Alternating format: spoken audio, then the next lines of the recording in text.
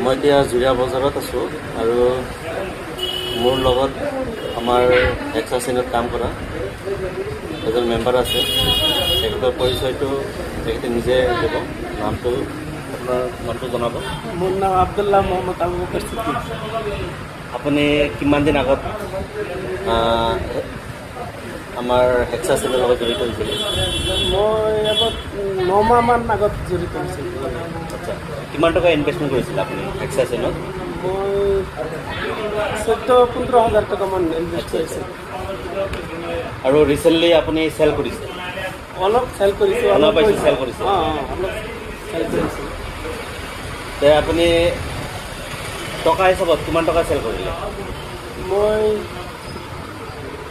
এতিয়া $2,000 মানে চেল কৰিছোঁ। আৰু বাকী আছে এতিয়া মানে আৰু ফাণ্ডিঙত আছে আৰু ফাণ্ডিঙত বাকী আছে $6 মান আছে। টোটেল আপোনাৰ ফাণ্ডিং মিলাই এতিয়া কিমান টকাৰ আপোনাৰ হেৰি হৈ আছে টোটেল বিক্ৰী কৰে? 2 লাখ টকাত যদি আমি হিচাপ কৰোঁ তেতিয়াহ'লে 2,40,000 মান টকা হৈছে আচ্ছা ফাণ্ডিং আৰু হয় হয়। মাত্ৰ আজি প্ৰায়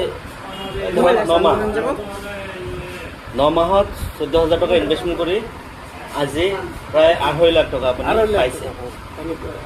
পাইছে। আপোনাৰ কেনেকুৱা লাগি আছে? ভাল লাগিছে। ভাল লাগিছে ন? প্ৰথমতে আপোনাৰ বিশ্বাস হোৱা নাছিলে? মোৰ ইমান বিশ্বাস হোৱা নাছিল। বিশ্বাস যদি হ'লে হয় তেতিয়া মই আৰু বেছিকৈ টকা লগালোঁ হয়।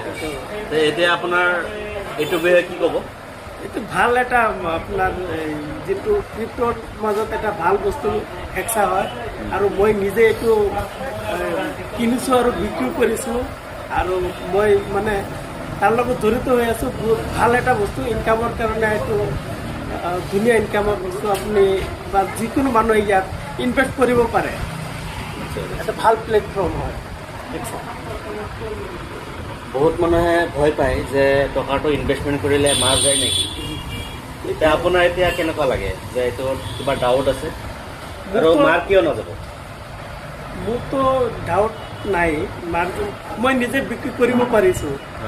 লগে লগে উদ্যোগ পাইছে? লগে লগে উদ্যোগ পাইছোঁ। উদ্যোগতো দেৰি নাই আৰু আপুনি ডলাৰখিনি বিক্ৰী কৰোঁতো কোনো অসুবিধা নাই। হয়। আৰু যদি ষ্টাৰ্টিঙত দিয়ে তেতিয়াহ'লে প্ৰতি বছৰে মূল টকাখিনি আপোনাক ঘূৰাই পাব। আপুনি যিমান 1 লাখ টকা ইনভেষ্ট কৰিলে 1 লাখ টকা ঘূৰাই পাব। আপুনি প্ৰথম বছৰত 1 লাখ টকা ঘূৰাই পাব, দ্বিতীয় বছৰতো আৰু 1 লাখ টকা ঘূৰাই পাব, তৃতীয় বছৰো আৰু 1 লাখ টকা ঘূৰাই পাব, তেনেকৈ 5